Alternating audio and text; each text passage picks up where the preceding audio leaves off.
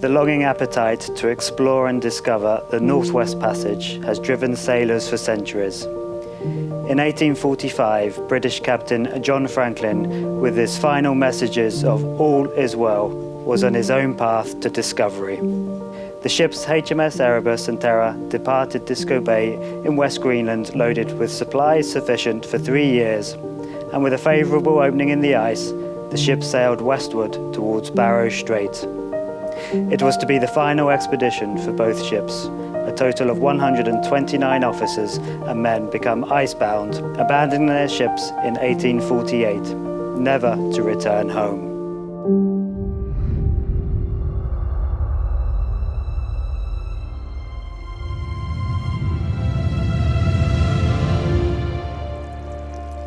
We depart Greenland and sail westwards on Seabourn's very first voyage through the Northwest Passage. I repeat those remarkable words: all is well. As captain, it is my honour and privilege with my team to bring you to those very same waters, learning and discovering the history and stories whilst embracing the wilderness and wildlife the Northwest Passage offers. Thank you for choosing Seabourn Venture, your home away from home.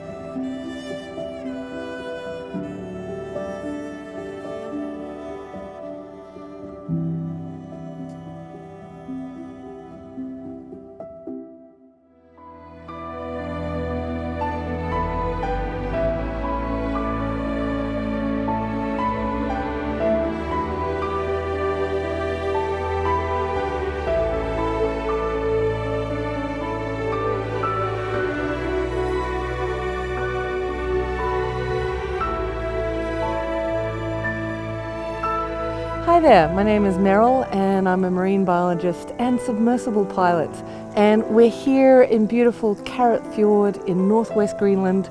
Incredible icebergs all around, fabulous geology, and you can hear the ice just sort of effervescing, little bubbles of oxygen, 10,000-year-old air essentially. Behind us, out of sight, is the immense Greenland ice sheet, approximately 2 miles thick. And of course, ice oozing down off this ice sheet in the thousands of years past carved out these very fjords in which we are right now. Magical place to be.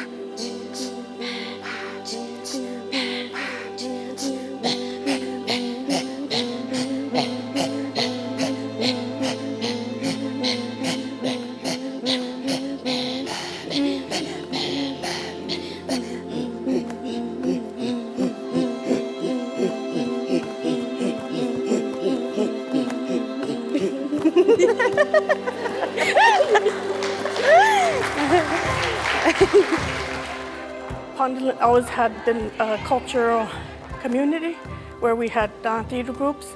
So we have been continuing the theater group in Pond Inlet, and a lot of youth are starting to join us. And I find when more youth join, they know their identity, because we live in two worlds, the southern world and the Inuit world.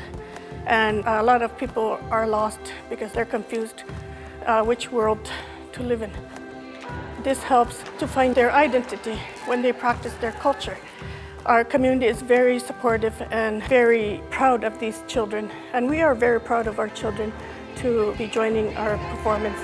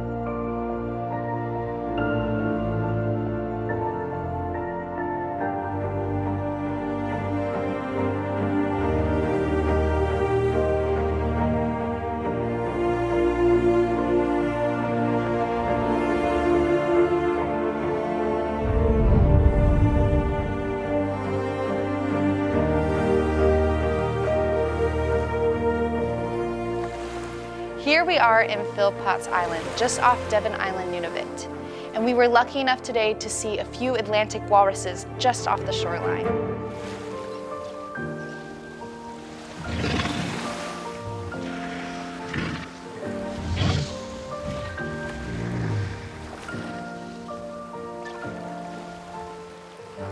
The male walruses can weigh up to a ton, and they have a lot of fat. In fact, 24% of their body can be adipose tissue.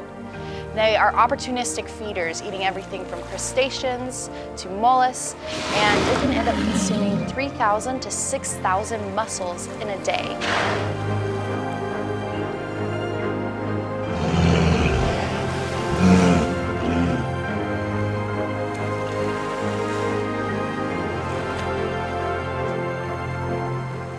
Now, while we were on the water, we were also lucky enough to see a mother and calf. This calf will stay with the mother for the first 5 years of its life, and that is because they need tactile communication, so they're nicknamed the cuddlers of the sea.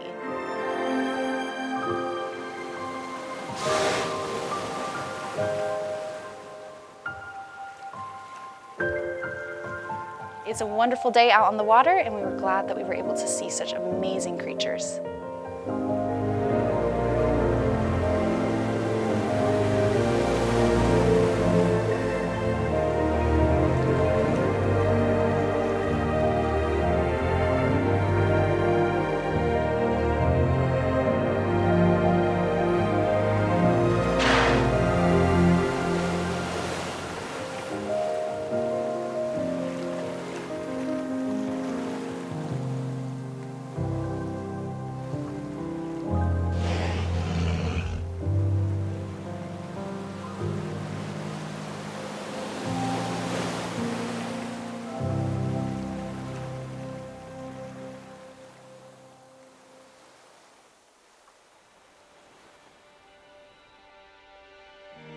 Early this morning in Croker Bay, we saw our first bear of the trip, combing the shoreline, occasionally lifting its head to get a whiff of the smells drifting through its world.